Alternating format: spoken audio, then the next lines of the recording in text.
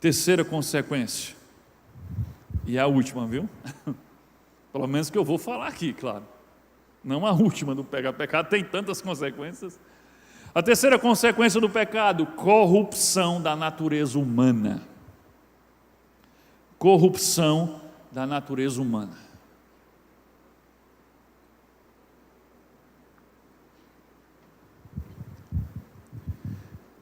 A natureza humana, o nosso íntimo, foi corrompido. O pecado não foi apenas uma decisão exterior, externa, com apenas efeitos externos.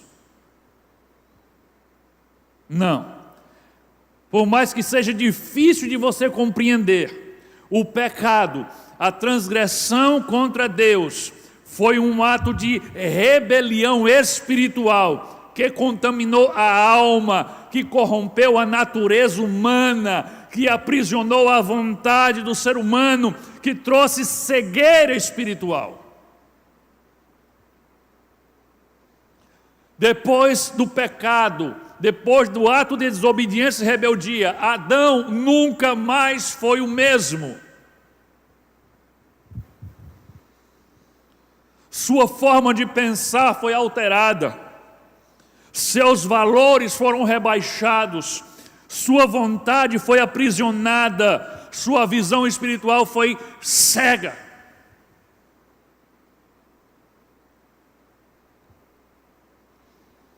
Veja o que aconteceu imediatamente após o ato de rebelião e desobediência de Adão. Gênesis capítulo 3, versículo 7. Então, os olhos de ambos se abriram. Você diz, mas pastor, você não disse que eles ficaram cegos? Calma. Então os olhos de ambos se abriram, e percebendo que estavam nus, costuraram folhas de figueira e fizeram cintas, ou seja, roupas para si, para cobrir a sua nudez. Vejam, a primeira parte do homem a ser afetada pelo pecado foram os seus olhos. Você diz, mas eles abriram os olhos. Sim, mas abriram os olhos para quê? Para o mal. Os seus olhos se abriram para o mal. Vejam, a Bíblia diz que antes eles estavam nus e não se envergonhavam. A nudez nunca foi um problema para Adão e Eva, até que o pecado entrou. Agora a nudez os incomoda, os envergonham, os constrange. Por quê? Por que que agora a nudez é um problema para Adão e Eva? Porque os seus olhos agora são maus. Eles perderam a inocência, a pureza com a qual Deus os havia feito.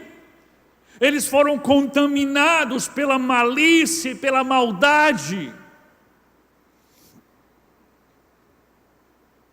E essa contaminação, ela é tão profunda e tão impregnada no ser do homem, que não afetou apenas o primeiro casal, Adão e Eva, mas essa enfermidade contagiosa, essa contaminação espiritual, ela foi transmitida para as próximas gerações. Você pode não entender, mas você não tem como negar que isso aconteceu. Todos os descendentes de Adão já nascem com a natureza contaminada pelo pecado. É fácil você ver a prova disso. Continue lendo um pouco mais e você vai ver Caim, o filho mais velho de Adão e Eva. Caim foi muito além. Ora, se não há transmissão de natureza pecaminosa, Caim deveria nascer puro. Mas olha só, Caim não só desobedeceu a Deus, Caim foi muito além do pecado do seu pai Adão. que era de comer o fruto proibido. Caim cometeu o primeiro homicídio da humanidade, mas foi um homicídio qualificado. Caim matou o seu próprio irmão, seu irmão mais novo, a quem ele deveria proteger, e por motivo banal, por inveja. Inveja sabe de quê?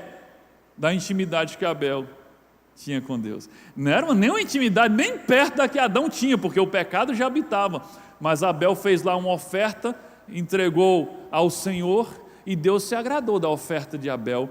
Caim fez a oferta dele, Deus não se agradou da oferta de Caim, e ele ficou com inveja de Abel. Interessante é que ao ler essa história, nós vemos que Deus advertiu sobre o risco de ser dominado pelo pecado. Deus advertiu Caim sobre o risco dele ser dominado pelo pecado, mas mesmo assim ele foi lá e cometeu aquele ato horrendo. Olha só, Gênesis capítulo 4, versículos 6 e 8. O Senhor disse a Caim: por que você está furioso? Deus percebeu. Por que você está furioso? Por que se transformou o seu rosto? O rosto de Caim estava transformado. Se você fizer o bem, não será aceito, mas se não o fizer, saiba que o pecado ameaça a porta, ele deseja conquistá-lo, ou seja, dominá-lo, mas você deve dominar ele, deve dominar o pecado. Disse, porém, olha o resultado da conversa que Deus teve com Caim. Disse, porém, Caim a seu irmão Abel: vamos para o campo. Abel, todo inocente, foi com o irmão. Quando estavam lá, Caim atacou seu irmão Abel e o matou. Vejam, Deus viu o mal nos olhos de Caim. O seu rosto está diferente, está transformado. Deus o previne, o pecado quer conquistar você, quer dominar você, mas você precisa dominar ele primeiro. Caim não deu a mínima, foi lá e matou o seu irmão. E a partir daí a humanidade só piorou o seu estado de contaminação espiritual. Se você continuar lendo a história, você vai chegar no 7º descendente de Adão, na linhagem de Caim. Você vai encontrar lá um homem chamado Lameque. Lameque conseguiu superar Caim em maldade, e pior, ele se gabou da maldade que fez. Lameque, primeiro, foi o primeiro, pelo menos foi o primeiro que a Bíblia registrou, então eu ouso dizer que ele foi o primeiro a casar-se com 2 mulheres. Olha onde começou essa cultura que você encontra na Bíblia. Onde começou essa cultura? Com o descendente de Caim. Ele casa-se com 2 mulheres, mas isso não é a pior coisa que ele fez não, tá, gente? Ele casa-se com 2 mulheres, e ele cometeu 2 homicídios, 2 assassinatos. Ele matou um homem e ele matou um menino. E lá em Gênesis 4:23, não está aí no PowerPoint, mas em Gênesis 4:23, o texto diz que ele, se gabando disso, ele diz para as mulheres: mulheres de Lameque, eis que digo que eu matei um homem porque me feriu, e matei um menino porque me feriu também. Um menino, um ferimento grande. Ele diz: se alguém matar Caim, seria penalizado 7 vezes, que está lá na história lá do início. Então quem matar Lameque vai ser penalizado 70 vezes 7. Ele se gabando que tinha matado 2 pessoas, se gabando para as mulheres dele, como fosse um grande feito. Olha a que ponto, isso aqui já é iniquidade. Iniquidade é quando o pecado está impregnado de tal forma que você se orgulha de fazê-lo. Olha só, o pecado continua se alastrando, e o pecado enche a terra e chega a níveis intoleráveis por Deus, e ele decidiu exterminar a humanidade através do dilúvio, conservando apenas Noé, que achou graça diante de Deus, e a sua família. Olha só o que Deus diz aqui em Gênesis 6, 5 e 7, a parte A.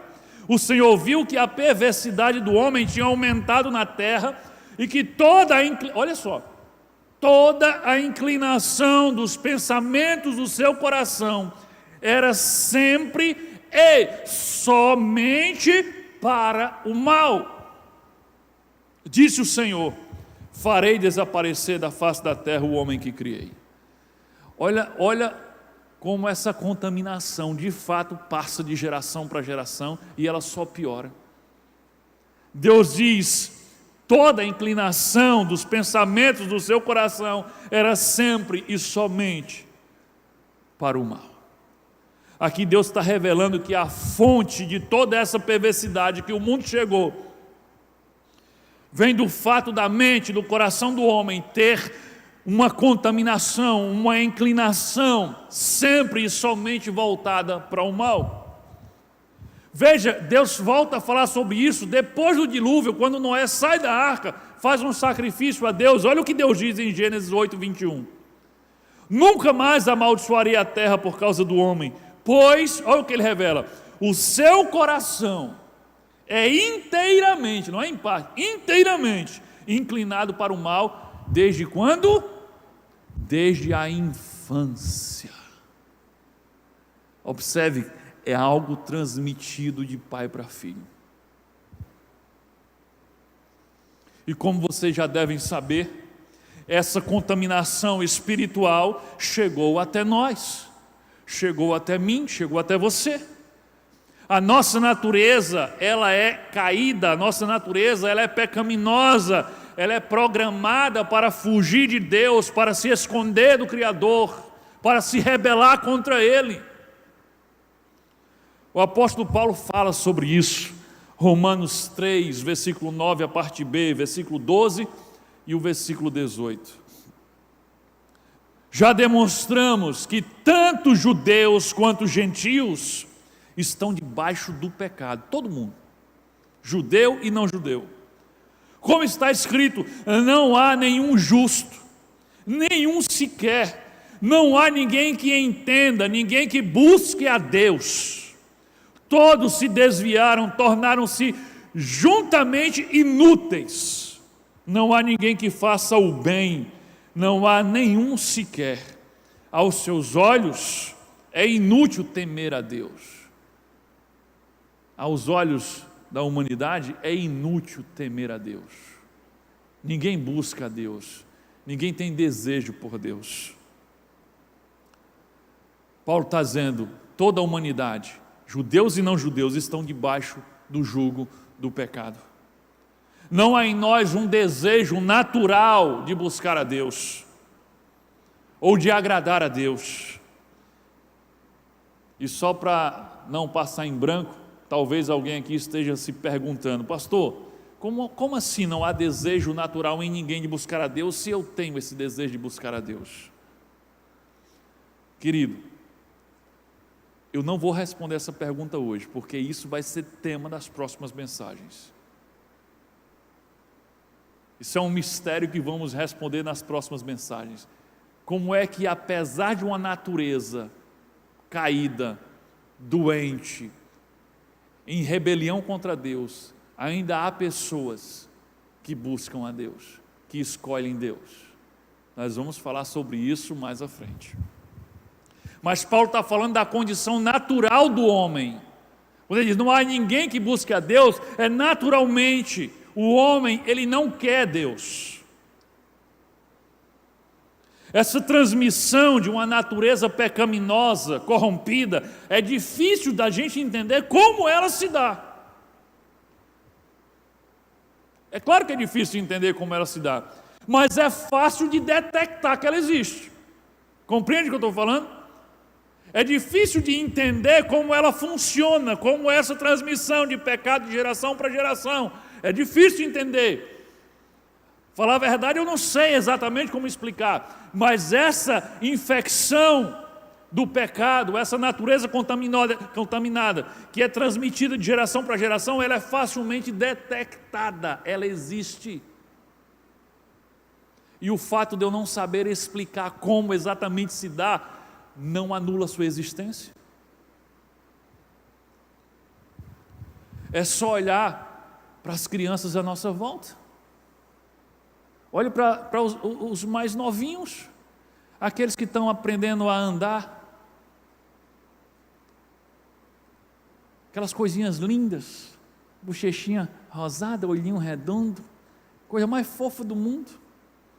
Pega uma coisinha fofinha daquela e bota perto de outra coisinha fofinha como ela, e deixa eles fazerem o que eles quiserem. Sabe o que é que eles vão fazer? Você acha que eles vão alisar?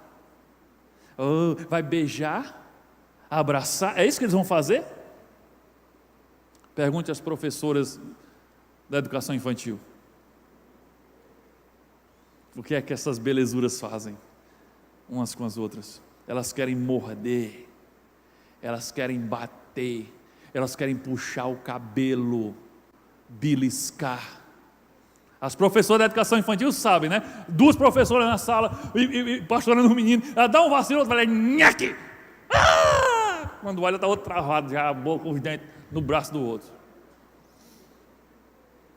Mas a coisinha tão linda, papai. Mas já nasce com a inclinação para o que não presta.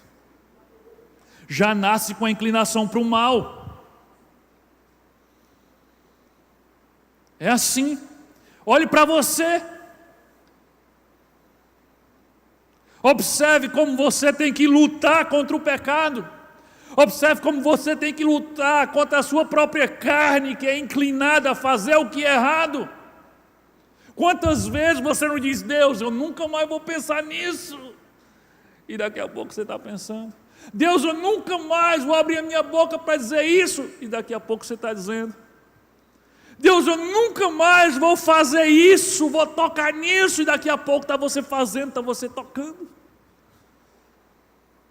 Ou será que sou só eu que tenho esse problema?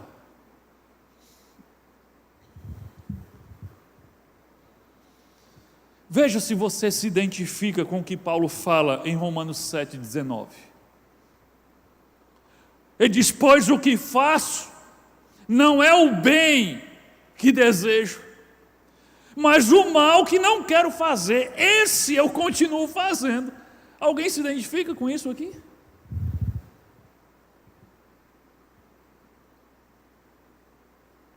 Essa luta contra a carne, eu não quero fazer o que é errado, mas daqui a pouco eu estou fazendo.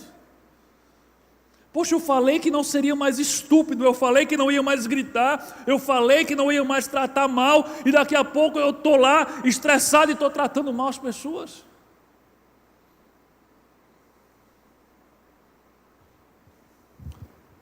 Queridos, naturalmente nós fazemos o que é errado. Naturalmente quer dizer, pela nossa natureza, nós fazemos o que é errado. Já nascemos com uma inclinação natural para o pecado. É o que eu costumo dizer, nascemos com um pneu murcho para o lado do pecado. Quem dirige sabe, você vai dirigir um carro, se tiver um pneu murcho do seu lado direito, sabe o que acontece? O carro começa a puxar para o lado direito. Quer saber se tem um pneu murcho? Dá uma soltadinha assim na direção. Tem pneu murcho. Se o pneu tiver muito murcho, você vai ter que segurar firme, porque senão ele vai para o lado do pneu murcho. A nossa vida é assim. Nós nascemos com o pneu murcho para o lado do pecado, e a gente tem que segurar firme, e a nossa fé tem que estar sendo alimentada através da oração, da leitura da palavra, da comunhão, e nós vamos ali, é só a gente dar uma relaxadinha e lá vai a gente fazendo o que não presta de novo. É como se tivesse um piloto automático apontado para o pecado. Você tem que segurar firme o leme. Na hora que você dá uma cochilada, lá vai você fazer o que é errado de novo. E olha o clamor do apóstolo Paulo, Romanos 7,24, ele diz, miserável homem que eu sou, quem me libertará do corpo sujeito a esta morte? É disso que Paulo está falando, essa luta contra a carne, essa carne que me leva para a morte, para separar de Deus. Quem me libertará desse corpo cheio de pecado? Miserável homem que eu sou. A resposta, o próprio Paulo já sabia E nós também sabemos quem nos libertará desse corpo cheio de pecado. A resposta é Jesus Cristo. Deus já providenciou a salvação, Deus já providenciou o Salvador. Nós não precisamos mais viver longe de Deus, nem continuar fugindo da sua presença. Esse plano de resgate, ele foi traçado desde o princípio e tem como centro Jesus Cristo. Nós lemos esse texto de Apocalipse 13:8. Domingo passado eu quero relembrar ele. Olha o que diz aqui: todos os habitantes da terra, estão aqui lá na grande tribulação, todos os habitantes da terra adorarão a besta, a saber, todos aqueles que não tiveram seus nomes escritos no livro da vida do Cordeiro, aqui é Jesus, que foi morto quando? Desde a criação do mundo. Aí confundiu tudo. Eu pensava que Jesus tinha sido morto há 2000 anos atrás. E agora está revelando aqui em Apocalipse que ele foi morto desde a fundação do mundo, desde a criação do mundo. A revelação contida aqui, não há um erro aqui não. A revelação contida aqui é que a decisão de enviar Cristo para pagar pelos pecados da humanidade, de reconciliá-la com Deus, é uma decisão que Deus tomou desde o início da criação. E na eternidade só existe o agora. Por isso, olha só, a revelação de Apocalipse está falando da dimensão da eternidade. Ele foi morto desde o início, porque essa foi a decisão tomada desde o início. Nós que estamos presos ao tempo e ao espaço, tivemos que esperar séculos, milênios para que acontecesse, mas na eternidade tudo já estava consumado. Como eu falei na mensagem passada, Deus não foi surpreendido pela escolha de Adão. Deus não foi surpreendido pelo pecado. E como ele já sabia que o homem escolheria o caminho mais longo, escolheria pecar, ser separado dele, de antemão ele já havia providenciado um meio de resolver o problema que o pecado ia gerar, que era a separação. Ele já tinha programado, planejado um jeito de nos reconciliar, nos reaproximar com ele.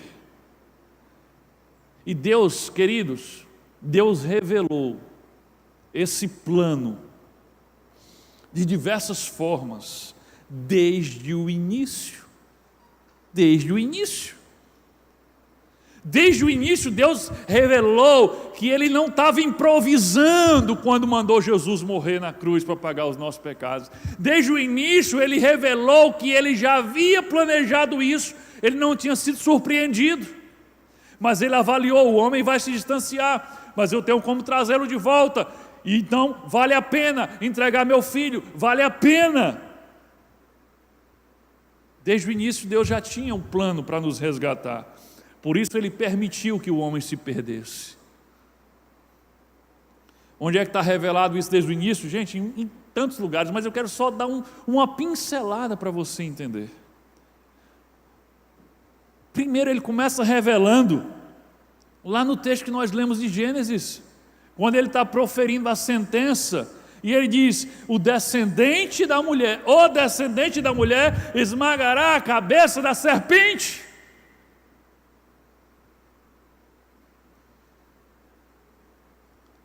Ali já está revelando, esse descendente é Jesus, ali já estava implícito, estava revelado, em código, codificado, mas já estava lá.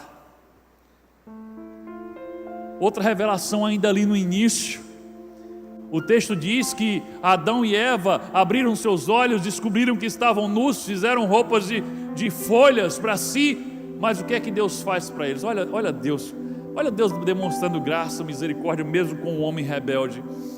Deus providencia roupas de pele de animal.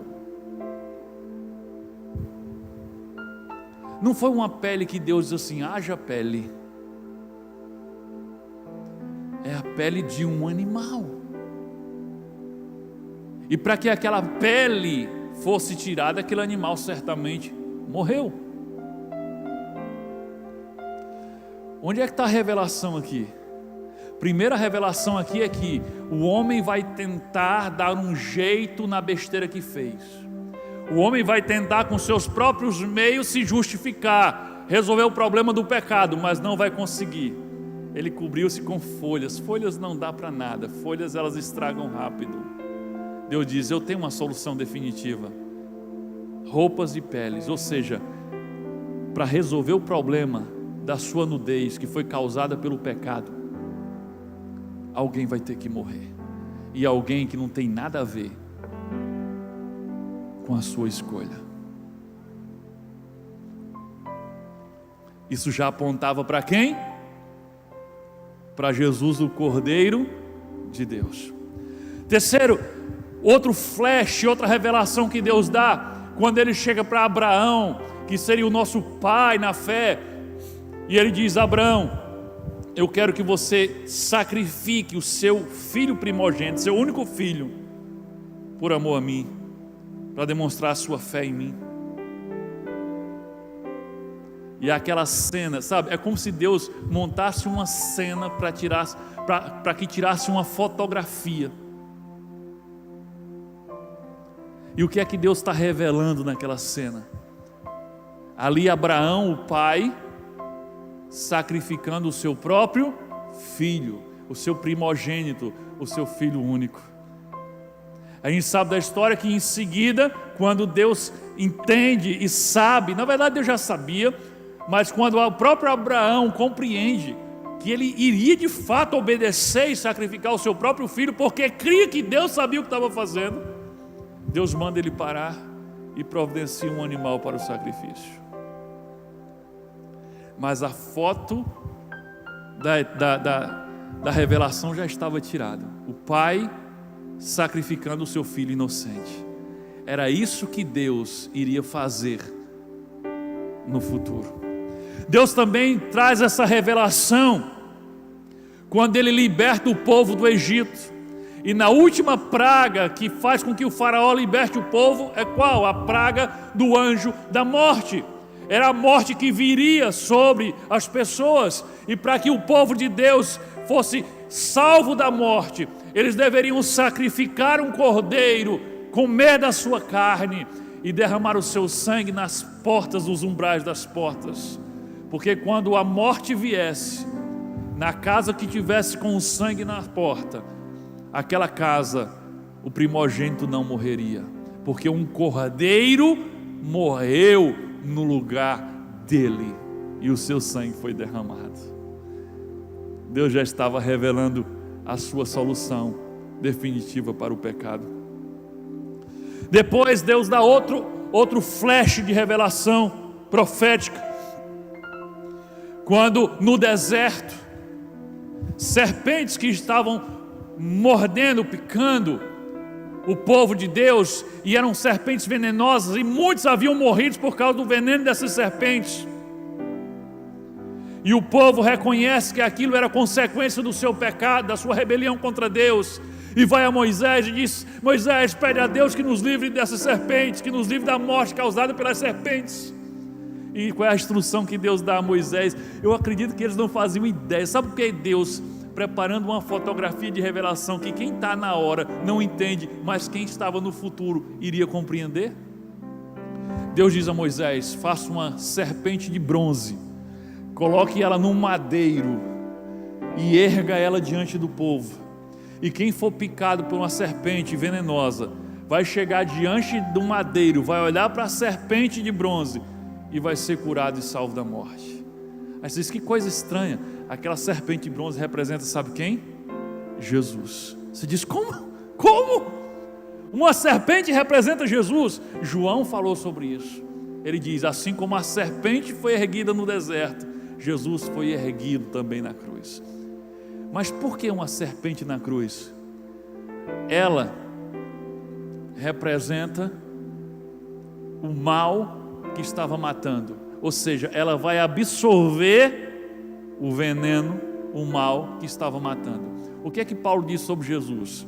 Quando Jesus é pregado no madeiro, Paulo diz: ele se fez maldição, ele se fez maldito, porque dizia: maldito é aquele que é pendurado no madeiro.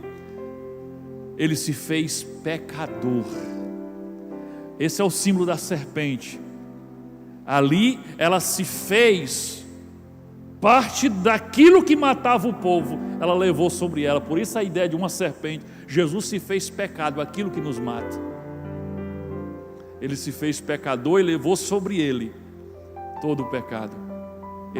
Na cruz Jesus não era mais santo, na cruz Jesus era o maior pecador de todos os tempos, porque ele levou sobre ele os pecados dos que vieram antes dele, os pecados do povo da sua época e os nossos pecados dos que viriam depois dele. E quinto, Deus também revela que havia um plano já feito para solucionar o problema do pecado, quando Ele institui a lei do sacrifício. E na lei do sacrifício, as pessoas com o coração quebrantado precisavam sacrificar um animal, e entre eles o principal era o cordeiro. Derramava o sangue do cordeiro e os seus pecados eram perdoados, porque no ato do sacrifício os pecados eram transferidos para o cordeiro e a inocência do cordeiro era transferida para o ofertante, e o cordeiro que agora recebeu os pecados morria pagando pelo pecado daquele homem que estava ofertando ele como sacrifício. E aquele cordeiro, João Batista já disse em João 1,9, quando ele vê Jesus, ele diz: aquele é o cordeiro de Deus que tira o pecado do mundo. Então veja, Deus já tinha providenciado a solução para o pecado desde o início. Desde o início. Ele só deixou o homem se perder porque ele já tinha um plano para resgatá-lo. Tudo isso era uma revelação clara de que havia um plano de salvação a caminho, e esse plano já foi posto em prática. Jesus já veio, já se fez homem, já se fez carne, já recebeu sobre ele o nosso pecado e já pagou a nossa dívida. Olha o que diz Romanos 5, 15, 17 e 19. Mas o dom gratuito não é como a ofensa, porque se muitos morreram pela ofensa de um só, que é Adão, muito mais a graça de Deus e o dom pela graça de um só homem, Jesus Cristo, foram abundantes sobre muitos. Se pela transgressão de um só a morte reinou por meio dele, muito mais aqueles que receberam de Deus a imensa provisão da graça e a dádiva da justiça reinarão em vida por meio de um único homem, Jesus Cristo. Porque como pela desobediência de um só homem, Adão, muitos se tornaram pecadores, assim também por meio da obediência de um só homem, muitos se tornarão justos. Olha que revelação. Você que quando escuta sobre a história do pecado, você fica indignado e questionando que não é justo que todos tenham sido prejudicados pela desobediência de um único homem, Adão. Você diz: eu não tenho nada a ver com isso, eu não estava nem lá. O que dizer agora ao saber que todos foram beneficiados pela obediência de um só homem, Jesus? Você também não estava lá, não foi você que foi pregado numa cruz, foi Jesus que fez isso. Então entenda, se por um homem o pecado entrou no mundo e fez esse estrago todo, Deus providenciou que por um homem também viesse a salvação, e esse homem é Jesus Cristo, o Filho de Deus. Mas esse mistério de como isso aconteceu, de como através de um único homem nós podemos obter o perdão dos nossos pecados, isso é o assunto nas próximas mensagens. Amém? Que Deus nos abençoe em nome de Jesus.